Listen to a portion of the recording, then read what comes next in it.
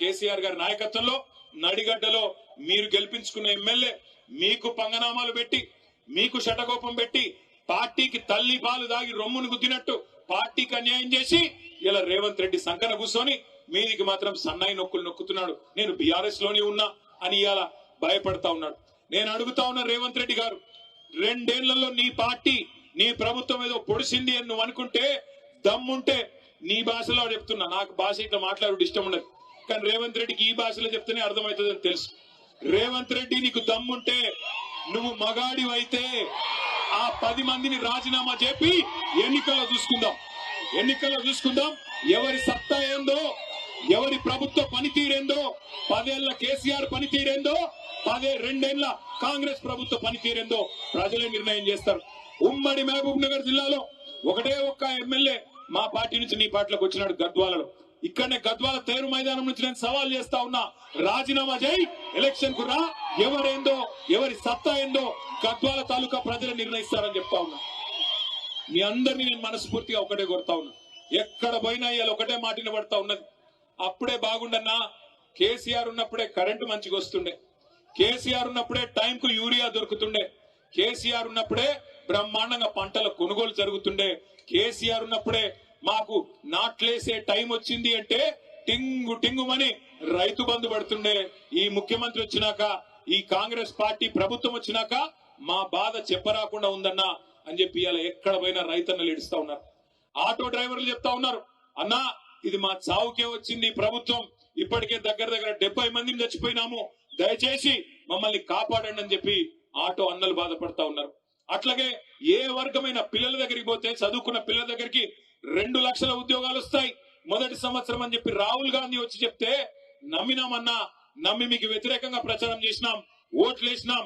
ఇట్లా ఉద్యోగాలు అమ్ముకుంటారని మాకు తెలియదన్నా. ఒక్కో ఉద్యోగం గ్రూప్ 1 ఉద్యోగాన్ని 3 కోట్ల నుంచి 5 కోట్లకు అమ్ముకున్నారు, డిప్యూటీ కలెక్టర్ లాంటి ఉద్యోగాలను. మరి ఇంత దుర్మార్గం వస్తుందని మేము అనుకోలేదన్నా అని పిల్లలు బాధపడతా ఉన్నారు, మా ఆడబిడ్డలు బాధపడతా ఉన్నారు. వాళ్ళు చెప్తా ఉన్నారు, అన్నా 2500 ఇస్తానంటే, మా పిల్లల పెళ్లిలకు తులం బంగారం ఇస్తానంటే మోసపోయినామన్నా, దయచేసి ఏమనుకోవద్దని వారు చెప్తా ఉన్నారు. గురుకుల పాఠశాలలు ఆనాడు ప్రవీణ్ గారు సెక్రటరీగా ఉన్నప్పుడు కేసీఆర్ గారు 1022 గురుకుల పాఠశాలలు పెట్టి మీ దగ్గర కూడా అన్ని మండలాల్లో మల్దకల్ కావచ్చు, కేటీతోటి కావచ్చు, అదే విధంగా గట్టు కావచ్చు, దరూరు కావచ్చు, ప్రతి మండలంలో బ్రహ్మాండంగా గురుకుల పాఠశాలలు, ఎస్సీ ఎస్టీ బీసీ మైనారిటీలకు బ్రహ్మాండమైన గురుకుల పాఠశాలలు పెట్టి 1022 పాఠశాలల్లో 6.5 లక్షల మంది పిల్లల్ని చదివించేటోడు. ఆ రోజున్న పరిస్థితి గురుకులాల్లో ఈ రోజు ఎట్లా ఉంది, ఆ రోజు ఎట్లా ఉంది మీరు ఆలోచించండి. ఎలుకలు కొరుకుతున్నాయి పిల్లల్ని, పులిహోరలో పురుగులు వస్తున్నాయి. ఇప్పటికి 105 మంది పిల్లలు ఆఖరికి చచ్చిపోయే దుస్థితి ఈ ప్రభుత్వంలో వచ్చింది. ఇవన్నీ బాగున్నాయనా? మీ గద్వాల ఎమ్మెల్యే గారు పోయి రేవంత్ రెడ్డి సంకలో ఎక్కినాడు. గురుకులాలు బాగుపడ్డాయనా? మీ రోడ్లు బాగుపడ్డాయనా? గద్వాల తాలూకాల రూపాయి పనైందనా? ఎందుకు పోయిండు, ఎవరి అభివృద్ధి కోసం పోయిండు ఆలోచించమని కోరుతా ఉన్నా. ప్రజల విజ్ఞతను, ప్రజల చైతన్యాన్ని అవమానపరచడమే కాకుండా ఇవాళ మళ్ళొక్కసారి నాటకాలు ఆడుతున్న ఈ 10 మంది ఎమ్మెల్యేల్ని తప్పకుండా భరతం పట్టాల్సిన బాధ్యత మీరే తీసుకోవాలని నేను కోరుతా ఉన్నా. చివరిగా ముగించే ముందు నేను అడుగుతా ఉన్నా, ముఖ్యమంత్రి రేవంత్ రెడ్డి గారిని అడుగుతా ఉన్నా, మీకు ఏమన్నా కొద్దిగా రేషం ఉందా, పౌరుషం ఉందా అని అడుగుతా ఉన్నా. మీరే కదా నాడు ఎమ్మెల్యేలు పార్టీ మారినారు కాంగ్రెస్ వాళ్ళని చెప్పి మీరే కదా మాట్లాడింది. ఎమ్మెల్యేలు పార్టీ మారిన వాళ్ళని రాళ్లతోని కొట్టి చంపమని అన్నాడు. మరి వీళ్ళు ఎవరు చంపాలి రాళ్ళని? ఎవరిని కొట్టాలా? ఈ రోజు మీరే కదా అన్నారు అన్నాడు. ఆ ఇంటి మీద వాళ్ళని కాకి, ఈ ఇంటి మీద వాళ్ళద్దన్నారు.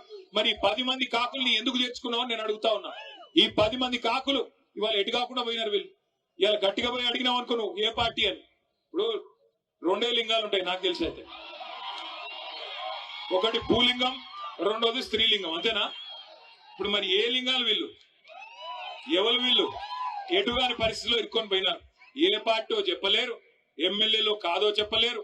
స్పీకర్ కాడ ఒక మాట, ప్రజల కాడ ఒక మాట, బయటికి వస్తే ఒక మాట, ముఖ్యమంత్రి కాడికి వస్తే కాళ్ళు మొక్కేది. ఇందుక మిమ్మల్ని గెలిపించింది తప్పకుండా. అందుకే గద్వాల చైతన్యం ఉన్న ప్రాంతం, తప్పకుండా మీ చైతన్యాన్ని చూపెట్టాలి. రేపు మీ ఉప ఎన్నిక ఒక 6-9 నెలల్లో వస్తుందేమో కానీ లోకల్ బాడీ ఎలక్షన్లు ఇంకా ముందే వస్తాయి.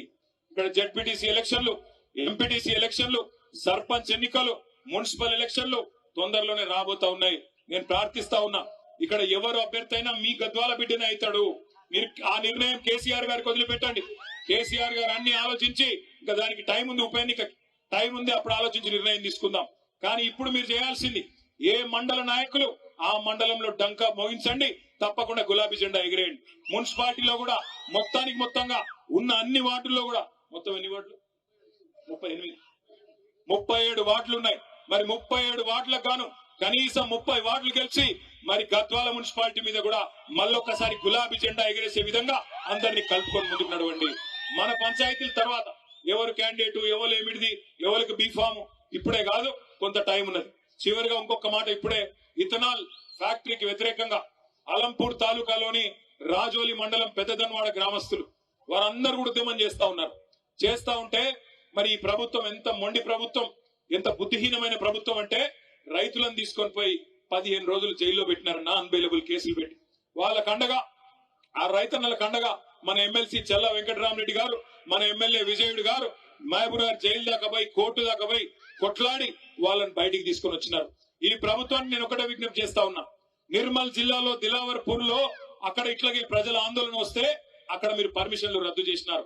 ఈ ప్రభుత్వానికి నడిగడ్డ మీద ఏమాత్రం ప్రేమ ఉన్నా, ఈ ప్రజల మీద ఏమాత్రం ప్రేమ ఉన్నా, ఆ రైతులు జైలుకు పోయిన రైతుల మీద ఏమాత్రం గౌరవం ఉన్నా వెంటనే ఆ ఫ్యాక్టరీకి ఇచ్చిన లైసెన్సును రద్దు చేయాలని చెప్పి మీ అందరి చప్పట్ల మధ్యన ప్రభుత్వాన్ని నేను డిమాండ్ చేస్తా ఉన్నా. అట్లాగే ఆ రైతన్నలు కూడా మీ కండగా మేముంటాం, మీరు ఎవ్వరు భయపడాల్సిన అవసరం లేదు. ఏ సందర్భంలో ఏ ఇబ్బంది వచ్చినా పార్టీ మొత్తం మీ కండగా నిలబడుతుందనే విషయాన్ని కూడా మీకు తెలియజేస్తూ, గద్వాలలో ఉప ఎన్నికల్లో డంకా బజాయిద్దామా, గులాబీ జెండా ఎగరేద్దామా? పక్కానా? పక్కా అయితే అందరూ ఒకసారి పిడికిలు లేపాలి. పిడికిలు రెండు పిడికిలు వేదిక మీద ఉన్న కూడా దయచేసి జై తెలంగాణ. కేటీఆర్ గద్వాల సభలో మాట్లాడుతున్న తీరు చూస్తే కనీసం వాళ్ళకు సిగ్గనిపించలేని పరిస్థితి. 39 మంది ఎమ్మెల్యేలని, 3 ఎంపీలని, 16 మంది పైచిలుకు ఎమ్మెల్సీలను, వివిధ పార్టీలకు సంబంధించిన వాళ్లను బీఆర్ఎస్లో చేర్చుకున్నప్పుడు ఎటుపోయింది మొహం? మాట్లాడితే దమ్ముంటే రాజీనామా చేయించు, మగతనం ఉంటే రాజీనామా చేయించు అంటున్న కేటీఆర్, మరి ఆ రోజు మీకు మగతనం దమ్ము లేకుండానా ఇంతమందిని జాయిన్ చేసుకున్న రోజు? మేము 10 మంది వాళ్ళను ఎమ్మెల్యేలను రాజీనామా చేయించేంత వరకు అమరణ దీక్ష చేస్తా అంటే, ఇక అమరణ దీక్ష అంటే ఇక నువ్వే చేయాలి. ఎందుకంటే గతంలో కేసీఆర్ గారు ఎట్లా అమరణ దీక్ష చేసిందో గట్టనే ఉంటుంది ఏమో ఇది కూడా. కానీ హైకోర్టుకు పోయినావు, సుప్రీంకోర్టుకు పోయినావు, సుప్రీంకోర్టు ఒక రూలింగ్ ఇచ్చింది, అది స్పీకర్ దాని మీద చర్చ చేస్తున్నాడు. అయినా కూడా ఈ రెచ్చగొట్టే ధోరణి ఎందుకు అని అంటే, ఇవాళ మీ అస్తిత్వం పోతుంది కాబట్టి. తెలంగాణలో కనుమరుగవుతున్న బీఆర్ఎస్ పార్టీకి నేను నాయకుడిని అనుకుంటే అది నీ భ్రమ. కానీ ఇలా తెలంగాణలో మీ పార్టీ పరిస్థితి ఎంత ఘోరంగా ఉందో కనీసం తెలుసుకోరు. మాట్లాడితే ఈరోజు మీ మాటలన్నీ కూడా తెలంగాణ ప్రజలను రెచ్చగొట్టే విధంగా ఉన్నది తప్పితే, ప్రతిపక్షంగా మీ నాయన ఫెయిల్యూర్ అయినరు, ఇలా బీఆర్ఎస్ పార్టీ నాయకుడిగా నువ్వు ఫెయిల్యూర్ అవుతున్నావు. ఇంకొక వైపు హరీష్ రావు పార్టీ నుంచి వెళ్ళగొట్టిన తర్వాత కవిత చేసిన ప్రశ్నల మీకు దగ్గర సమాధానమే లేదు. కానీ తొడగొట్టి మగతనం గురించి మాట్లాడితే, ఇలా మగాడు కాబట్టి రేవంత్ రెడ్డి గారు ఇలా మిమ్మల్ని ఓడగొట్టి ఫామ్ హౌస్లో ఒకరిని, బజార్లలో ఒకరిని, ఇలా పార్టీలే లేకుండా మీకు మీరే దిక్కు లేని వాళ్ళైన పరిస్థితి మీకు ఆలోచించుకుంటే మంచిది.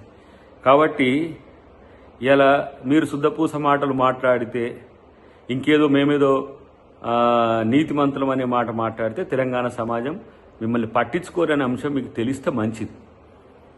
అన్నిటికంటే ముఖ్యంగా తెలంగాణ సమాజాన్ని, తెలంగాణను వంచిన మిమ్మల్ని ప్రజలు ఎప్పుడూ సహించరనే విషయం గుర్తుంచుకుంటే మరీ మంచిదని చెప్పి తెలియజేస్తుంది.